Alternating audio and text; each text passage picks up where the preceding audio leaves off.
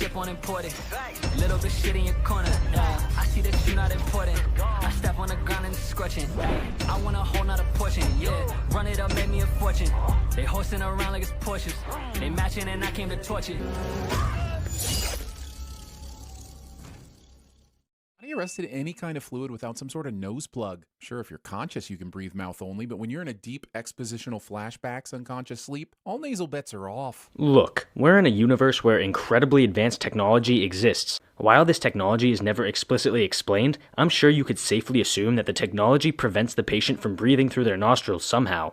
Few people said, hey, I really like that scene with the waves in Rise of Skywalker. Then Disney said, we should include some high waves in the Book of Boba Fett, even though it does nothing for the story, but remember berries be cray-cray, yo. Okay, he's trying to make a joke. I get it, but it's about as far from funny as you can get. Besides, the planet in this scene is Camino, which is an oceanic planet that has existed since Attack of the Clones, which came out long before Rise of Skywalker.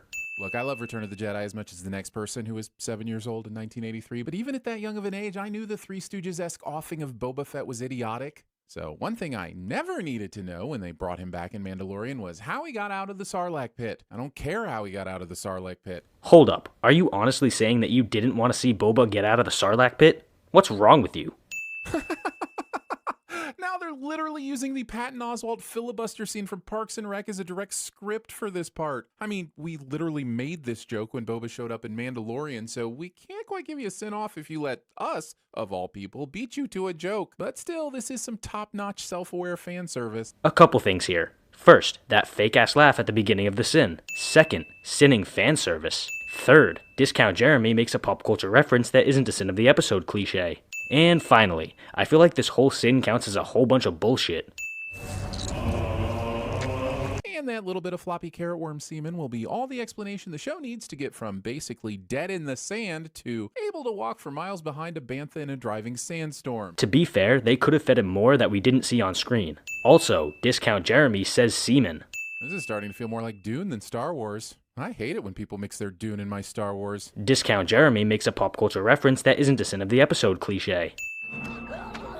How are they even drinking that? I grow a mustache and I have trouble getting liquids into my mouth without making a mess. I don't see what the problem is. I mean, you're able to fit your own dick in your mouth just fine despite your mustache. All right, finally some action. It's been over 10 minutes of nothing and they're just gonna circle around each other for a minute, aren't they? Except they do fight after circling each other, so I don't know why this sin exists.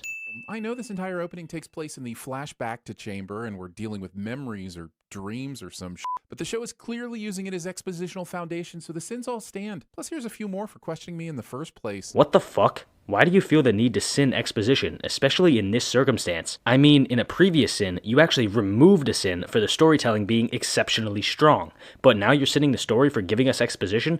Pick a lane, my man. Shall I kill him? Fennec isn't killing me in this scene. Discount Jeremy has a badass Fennec boner. Would you be loyal to me if I were to spare you? This is a bad idea. Fennec would be fantastic at TV sins, even if they do conveniently come in handy later. I'm not enjoying soft, dumb Boba Fett over here. Why not? He's earning the loyalty of the men beneath him. I honestly don't understand how this makes him soft. In fact, it makes him intelligent because he knows he needs allies. Wearing this much armor in the heat. More like Boba Sweat, am I right?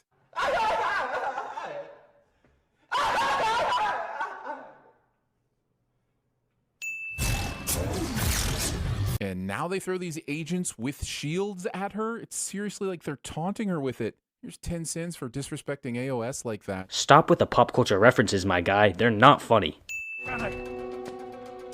Alive. Then why the hell didn't you take the other guy alive instead of blowing him to pieces? Because he wasn't thinking clearly? I mean, the dude just got the shit beaten out of him by space ninjas. I feel like blowing one up was kinda therapeutic for him. Are those throwing stars? Did this get recorded over with the 1985 Canon Films release? Are you sinning ninja stars for being ninja stars? That's like sinning TV sins for not being funny. Wait.